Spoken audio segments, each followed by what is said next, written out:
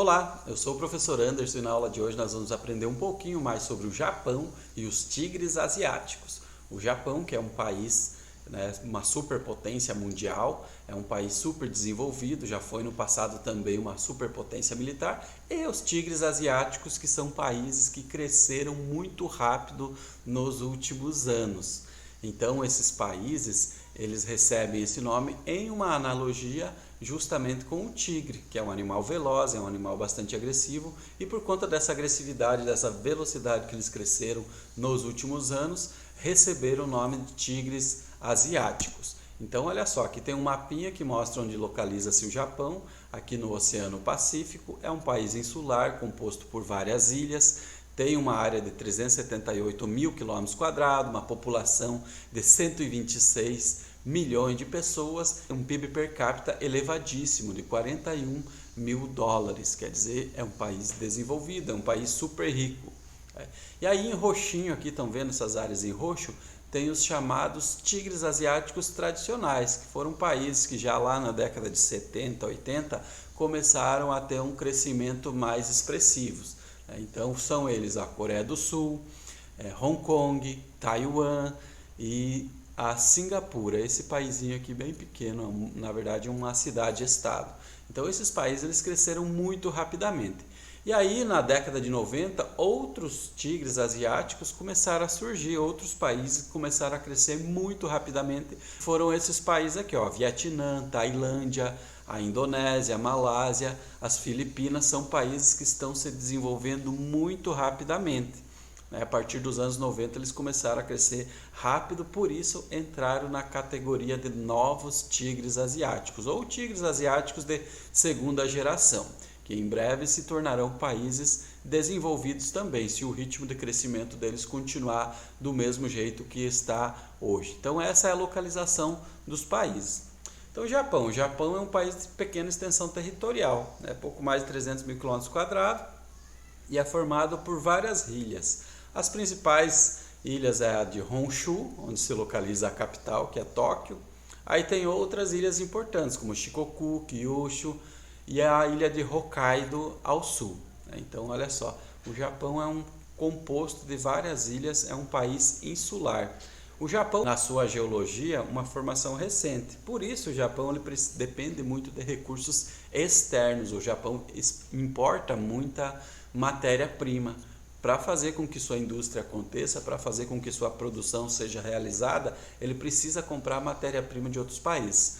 Até mesmo na Segunda Guerra Mundial, o Japão precisou invadir outros países por conta dessa necessidade de ser um país de formação geológica recente. E aí os países de formação geológica recente eles não são muito ricos em recursos naturais. Lembrando que os recursos, depósitos de ferro, depósitos de petróleo, depósitos de carvão, eles demoram milhões de anos para se formar. Então o Japão é um país relativamente carente em relação a isso. Então a industrialização japonesa. A industrialização japonesa ela só foi possível quando o feudalismo foi abolido do Japão. Ela ocorreu durante a era Meiji. Lá nos anos de 1870 teve uma revolução no Japão chamada de Revolução Meiji, em que o Japão deixou de ser um país feudal, no estilo feudal, tinha lá os senhores feudais, tinha os samurais que defendiam, mantinham a ordem do Japão para os senhores feudais, era como se fosse uma guarda pessoal dos senhores feudais lá do Japão. E aí foi abolido, essa ordem aqui, ela caiu na ilegalidade. O imperador Meiji ele formulou um exército nos moldes ocidentais, influenciado pelos exércitos britânico e estadunidense, e aí fez essa revolução. A revolução consistia em investimentos pesados na qualificação de pessoas, lembrando que a maioria da população do Japão ainda morava na roça, era uma população agrária, e aí ele teve que trazer essas pessoas, treinar elas, dar educação, construir escolas, construir cursos técnicos para que elas pudessem ser a base de desenvolvimento de uma indústria. E a primeira indústria que surgiu no Japão é lógico, a indústria de base, aquela que dá base para que as outras existam. Então o Japão não começou fabricando carros, fabricando produtos lá do consumo direto. Ele começou pela indústria de base, que dá base para as próximas indústrias surgirem, que é a fabricação, por exemplo, de lingotes de ferro, a fabricação de equipamentos elétricos e assim por diante. Essa indústria ela dá base para que as outras elas existam. E aí, após a Revolução Meiji, o Japão viu que existia uma necessidade de aumentar seu mercado consumidor e de obter matéria-prima. Eu já falei que o Japão é um país geologicamente recente, portanto, um país pobre em recursos naturais. O resultado foi que o Japão foi nos vizinhos para invadir e tentar tomar dos vizinhos esses recursos naturais. Então, olha só a extensão máxima do Japão, lá quando ele chegou no seu auge em 1942, na Segunda Guerra Mundial, quando eles resolveram de atacar os Estados Unidos. Então essa foi a extensão máxima, eles tinham tomado a região da Manchúria, um pedaço da China, a Conchinchina, toda essa região aqui do Sudeste Asiático, pertencia ao Japão lá em 1942. Por quê? Justamente porque o Japão precisava de toda essa matéria-prima, precisava expandir seu mercado consumidor para aquela indústria que começou lá na Revolução Meiji. Então o Japão foi em busca desses novos mercados. O problema foi que o Japão encontrou os Estados Unidos, em busca de novas matérias-primas, em busca de maiores mercados, eles resolveram atacar os Estados Unidos para dominar o Oceano Pacífico. Eles atacaram Pearl Harbor e o resultado foi que o Japão entrou na Segunda Guerra Mundial e acabou perdendo. Então, os Estados Unidos foram derrotando os japoneses em várias frentes de batalha, e a culminância da derrota japonesa foi a explosão de 2 bombas atômicas nas cidades de Hiroshima e Nagasaki. Então, aqui vocês estão vendo a imagem lá de Hiroshima, a cidade totalmente destruída pelas bombas atômicas. Uma das bombas atômicas acabou caindo lá nessa região. E aí o imperador japonês acabou se rendendo para os Estados Unidos. Então, os Estados Unidos hoje é um país que influencia fortemente o Japão, justamente por conta dessa rendição do Japão lá na Segunda Guerra Mundial. Em 1947 foi feita outra Constituição, com muita influência dos Estados Unidos da América. Então, os Estados Unidos da América, eles mais ou menos disseram o que eles esperavam do Japão dali para frente, já que eles foram os vencedores da guerra entre os dois países. E aí o Japão ele ficou dependente dos investimentos estadunidenses. Então, como que o Japão conseguiu se reconstruir depois de toda essa destruição causada pela Segunda Guerra Mundial? Graças a investimento em alta tecnologia. E da onde vinha esse dinheiro para investimento em alta tecnologia? Justamente dos Estados Unidos da América, o país que eles tentaram invadir, que eles fizeram uma guerra, foram os caras que investiram no Japão. E qual que era o interesse dos Estados Unidos em investir no Japão? Lembre-se que nessa região existia grandes conflitos em relação à Guerra Fria. Então, o modelo capitalista estava tentando mostrar para o modelo socialista que era mais eficiente, que conseguia gerar mais riqueza. Então, o Japão foi um desses palcos de grande investimento do capitalismo para mostrar que o capitalismo consegue superar o socialismo. Então, os Estados Unidos acabou mandando muito dinheiro para o Japão, investindo muito dinheiro no Japão, e o Japão, através do desenvolvimento de novas tecnologias, conseguiu se industrializar. Esse período de industrialização rápida do Japão foi conhecido como o milagre japonês. E o capitalismo acabou dando muito certo em relação à cultura japonesa, que é uma cultura que valoriza as tradições, então eles não abandonam suas tradições, valoriza a hierarquia e a honra. O capitalismo ele precisa de certa confiança entre as pessoas, de confiança entre os mercados consumidores. Vocês têm uma ideia, olha a foto aqui de 1947, em que as trabalhadoras elas faziam reverência às máquinas, justamente porque elas sabiam que dessa máquina é que se tirava o sustento da sua família. Então, em vez delas querer que a máquina quebre, que a máquina deixe de funcionar, elas faziam a reverência, elas faziam uma espécie de homenagem à máquina, justamente porque é dali que sai o sustento dela. Para um japonês, uma das maiores vergonhas dele é perder seu emprego. Quer dizer que ele não foi bom o suficiente para o seu patrão, ele não foi bom o suficiente para a empresa onde ele trabalha. Então, o capitalismo ele casa bem com esses valores, com os valores orientais, e é por isso que no Japão ele consegue se desenvolver muito rapidamente. Então, após a Segunda Guerra Mundial, os japoneses investiram muito em educação. Para você ter um país desenvolvido, você tem que ter pessoas treinadas, pessoas qualificadas, mão de obra qualificada. Não tem como uma pessoa sem qualificação desenvolver produtos de alta tecnologia. Então, o primeiro passo para um país se tornar desenvolvido. E aí, passaram a desenvolver produtos mais sofisticados, pesquisas mais sofisticadas. Isso gerou uma aceleração da urbanização, as pessoas deixaram o campo, vieram para a cidade, melhorou os níveis de remuneração, tanto que o Japão hoje é um dos países que tem um dos melhores níveis salariais do mundo. A educação permitiu, né, a melhor qualidade de vida e aumento do mercado consumidor. Pessoas com mais dinheiro, com mais educação, com mais sofisticação, eles passam a consumir mais também. E isso é bom para a economia japonesa. Durante os anos 70, os anos 80, era muito comum a gente ver nos produtos eletrônicos vir essa etiquetinha aqui, escrito Made in Japan, quer dizer, feito no Japão. O Japão era o país que fazia os produtos que hoje são feitos na China, na Malásia, Singapura. Esses produtos eles eram, na sua maioria, feitos no Japão. Então, esses produtos de alta tecnologia foi a peça-chave para o desenvolvimento japonês lá na década de 1960 e 70, graças a um revolucionário sistema de produção industrial. Então, os japoneses introduziram algumas mudanças, né, na sua forma de produzir. Inicialmente, eles começaram com o modelo fordista, né, que caracterizava-se por produção em massa, produção em série, só que o mercado japonês não era tão forte quanto o mercado estadunidense. Então, eles tiveram que adaptar esse modelo fordista, que é um modelo que prevê grandes quantidades de estoque, grande quantidade de mercadorias, para o chamado modelo toyotista ou toyotismo. É um sistema de gestão diferente do modelo fordista. Então, nos anos 50, nas fábricas de automóveis da Toyota, começou-se a desenvolver um sistema de gestão chamado de toyotismo, que ele é baseado na fazer os produtos na hora certa, né, just in time, né, então no menor tempo possível, lead time, né, o menor tempo possível, e com a menor quantidade de estoque possível. Quem trabalha com administração sabe que quanto mais estoque você tem, existe uma tendência maior de você ter perdas. Então a ideia é que o cliente ele faça seu pedido a partir do momento das especificações do cliente e você começa a produção. É diferente do modelo fordista. O modelo fordista você tinha uma linha de produção com vários carros iguais e aí pelo mercado consumidor ser grande você iria vendendo esses carros à medida que o tempo ia passando.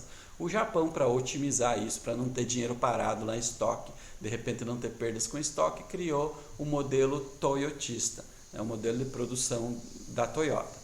E aí existe uma série de outras medidas, como a Jidoka, que é a separação do homem e máquina. Então a ideia é colocar a produção cada vez mais automatizada, ficando para o homem apenas dar ordens, né, para a máquina produzir. E a filosofia do Pokaioke, fazer de um jeito, Pokaioke quer dizer fazer de um jeito que as pessoas não errem.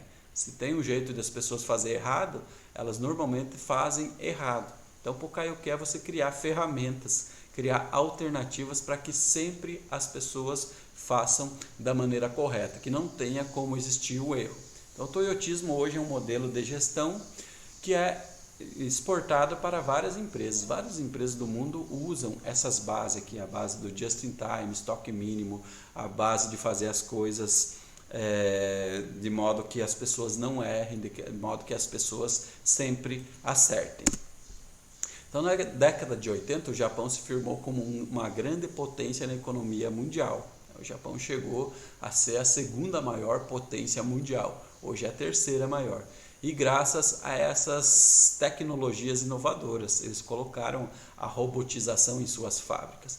E a partir do momento em que o Japão começou a ser um país que desenvolvia tecnologia, ele começou a mandar a produção para os seus vizinhos, os chamados tigres asiáticos, né? Ela começou a terceirizar, mandar a parte mais braçal, vamos dizer assim, a parte menos tecnológica, a parte que não incluía desenvolvimento para países como a China, Coreia do Sul, Hong Kong, Taiwan e Singapura. Então foi aí que esses países, a China, Coreia do Sul, Hong Kong, Taiwan e Singapura, começaram a se industrializar, que o Japão começou a mandar para esses países as indústrias que não eram tão interessantes lá no Japão.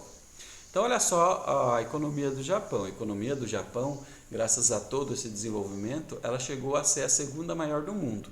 Em 2016, ela acabou sendo a terceira maior do mundo, com 4,7 trilhões de dólares. A expectativa é que para 2020 a economia do Japão chegue em torno de 5 trilhões de dólares. É uma economia gigante, é uma economia muito maior do que a do Brasil.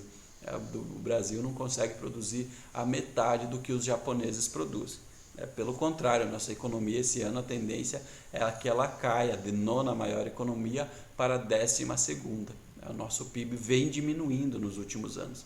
Nós já chegamos lá em 2014 a ser a 6ª economia mundial. Nós chegamos a superar a França. Porém, o Brasil hoje está em nono e a tendência é de que esse ano, para 2020, a gente caia para 12º lugar. Então, a mão de obra do Japão é altamente qualificada. Aí, para fazer os serviços mais pesados, eles abriram para imigração, né? Uma das imigrações que o Japão recebe lá é a imigração de brasileiros. Então, o Brasil tem uma forte colônia de imigrantes lá no Japão. Cerca de 250 mil brasileiros vivem no Japão e são chamados Dekasegs. A comunidade brasileira de descendentes japoneses lá no Japão, ela é muito grande. O Japão é o 3º país do mundo que mais recebe brasileiros, só perde para os Estados Unidos e o Paraguai. Então os brasileiros vão para lá, para o Japão, atraídos pelos altos salários e atraídos pela oferta de emprego, já que os japoneses não querem fazer os piores serviços. Os japoneses querem ficar na parte de desenvolvimento de tecnologias. E aí, para fazer os piores serviços, chama os brasileiros, chamados de Dekasegs. Então, a pirâmide etária do Japão, ela mostra, estão vendo aqui, ó, que existem poucos jovens no Japão. Estão vendo aqui, ó, a base de crianças e jovens é estreita. Quer dizer que as pessoas no Japão fazem poucos filhos, menos do que é necessário para manter a população do país. Então, a população do Japão, lá desde 2005, ela vem baixando. Estão vendo esse gráfico aqui? Ela vem diminuindo. Por quê? A mulher, ela passou a ter acesso ao mercado de trabalho, então ela passou a priorizar a sua carreira.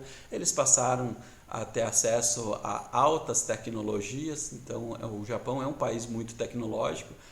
Além disso, a tendência é que, à medida que as pessoas priorizam mais o seu trabalho, é que elas tenham menos filhos, né? Então, as famílias elas tendem a diminuir. E isso está fazendo com que a população do Japão esteja sendo extinta. Está cada vez diminuindo mais a população do Japão, por conta dessa pouca quantidade de crianças. Estão vendo aqui, ó, os meninos e as meninas, né, eles nascem muito poucos. E isso faz com que a população do Japão venha diminuindo nos últimos anos.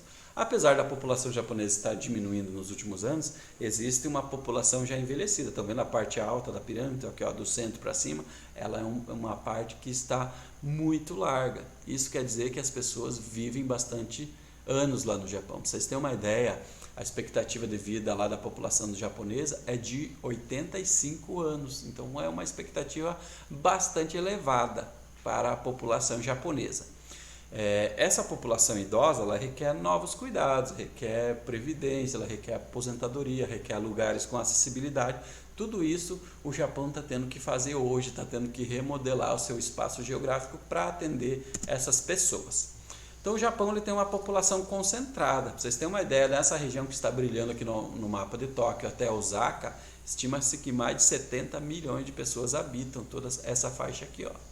Então é uma população altamente concentrada em áreas urbanas. Mais de 90% da população japonesa é uma população urbana.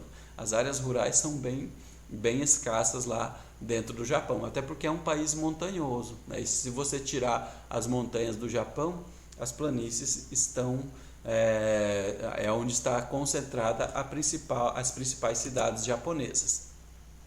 Então, a partir do transferimento dos investimentos que iam para o Japão na década de 60 e 70 para outros países periféricos, aqui surgiram os primeiros tigres asiáticos, que eram formados pela Coreia do Sul, Taiwan, Hong Kong e Singapura. Recebendo esses investimentos, né, do Japão, dos Estados Unidos e das empresas mundiais, esses países começaram a crescer muito rapidamente. Daí veio o nome de tigres asiáticos. Eles se transformaram em verdadeiras plataformas de exportação, como por exemplo a cidade de Taipei, lá em Taiwan, a capital de Taiwan, que é a China capitalista, né? As plataformas de exportação, com seu território limitado, né, os japoneses buscaram expandir parte de sua produção industrial. Então, aquela produção que o Japão não queria mais, aquele trabalho mais bruto, aquele trabalho mais braçal, foi colocado para esses países que são chamados de tigres asiáticos. E hoje, esses tigres asiáticos que já são desenvolvidos, acabaram transferindo para outros países que são chamados de novos tigres asiáticos.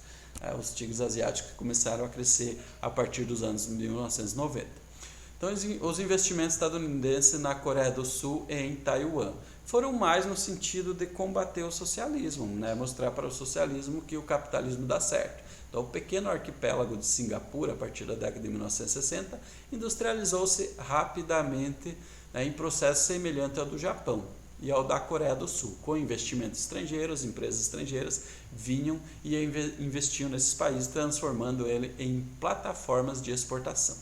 A exportação de produtos industriais responde por aproximadamente 80% das exportações totais. Então, eles são países que vendem produtos industrializados.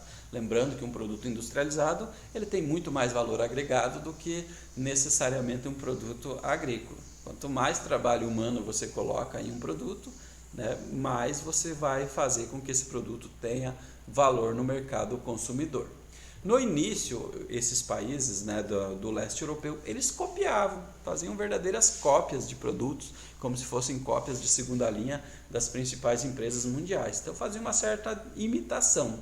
Mas a partir do momento em que eles conseguiram acumular recursos, conseguiram acumular capital e passaram a investir em pesquisa, eles deixaram de fazer cópias e passaram a desenvolver produtos de alta tecnologia. Tanto que hoje você tem empresas que são respeitadas mundialmente por sua criatividade, por sua geração de novas tecnologias. Por exemplo, a empresa Honda, a Toyota, a Samsung, a Mitsubishi, são empresas lá da Ásia que desenvolvem tecnologias hoje e vendem para o mundo inteiro. Então, no início, os tigres asiáticos começaram copiando, fazendo verdadeiras cópias dos produtos em que eles vendiam. Hoje já são produtos que vendem altas tecnologias para o mercado mundial. Os tigres asiáticos são países produtores de alta tecnologia. E hoje existe uma grande influência da China nesses países dos tigres asiáticos. Então, a partir da década de 80, os tigres asiáticos se aproximaram do Japão, buscando a criação de novas tecnologias. Já a partir dos anos 2000, o dragão, né, que é o símbolo da China, começou a entrar muito mais fortemente, influenciar muito mais os tigres asiáticos do que o Japão. É só você ver a economia do Japão para a economia da China. A economia da China dá mais do que 2 vezes o tamanho da economia do Japão. Então é lógico que a tendência é que a influência chinesa nos tigres asiáticos irá aumentar, enquanto que a influência japonesa vem diminuindo cada vez mais nessa região, por conta justamente do crescimento rápido de uma economia e da estagnação da economia do Japão. Enquanto que a China cresce rapidamente, o Japão não cresce tão rápido assim. Então a ligação política entre os países do leste e sudeste da Ásia também se fortaleceu. Então eles criaram lá a chamada ASEAN +3, que é a Associação dos Países Asiáticos, né? Associação das Nações do Sudeste Asiático, que é esses países aqui, eles criaram acordos de livre circulação de mercadorias livres. Olha só, e neste ano, no ano de 2020, eles criaram o RCEP, que é um acordo regional entre esses países. Engloba a Índia, que é um país muito importante, os novos tigres asiáticos, os velhos tigres asiáticos, o Japão, a China, a Austrália, a Nova Zelândia. Então a China ela vem canalizando essa liderança na região do Sudeste Asiático e fazendo com que esses países se desenvolvam e tenham um fluxo de mercadoria entre eles muito maior. A tendência é que esses novos tigres asiáticos aqui, Malásia, Indonésia, Filipinas, Vietnã, Tailândia, que eles se tornem países desenvolvidos nos próximos anos, justamente acompanhando países como a China, como o Japão, como a Coreia do Sul, como a Austrália, que são países altamente desenvolvidos da região. Então, na década de 80, surgiram os chamados novos tigres asiáticos. Começaram a se desenvolver países como o Vietnã, como a Indonésia, enfim. Esses países tendem a ser os países aí de destaque no mundo nos próximos dias. Malásia, Indonésia e Tailândia são os países ricos, em recursos naturais, então por isso existe interesse do Japão, existem interesses chineses na região. Eles têm habilidosos trabalhadores manuais, então tem uma população querendo trabalhar, isso é muito importante para o capitalismo.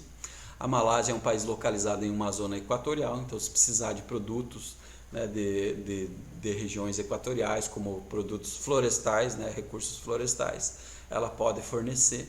Aí vem bastante o interesse dos tigres asiáticos, o interesse da China, o interesse do Japão em investir seus recursos nessa região. Então aí a gente mostrou algumas características dos tigres asiáticos e do Japão, como que esses países se desenvolveram, como que ocorreu o milagre japonês após a Segunda Guerra Mundial, com investimentos estrangeiros, e como esses países, né, os tigres asiáticos, se desenvolveram rapidamente. Eu fico por aqui e até a próxima.